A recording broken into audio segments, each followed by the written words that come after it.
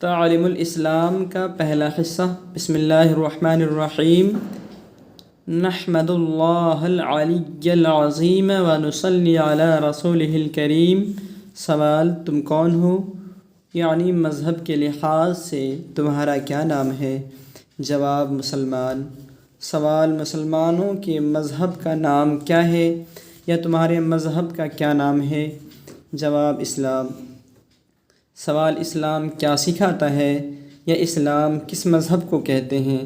جواب: اسلام یہ سکھاتا ہے کہ خدا ایک ہے، بندگی کے لائق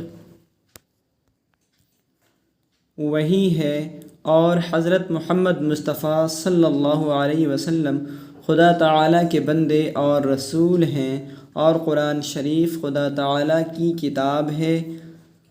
اسلام سچا دین ہے، دنیا اور آخرت کی تمام بھلائیوں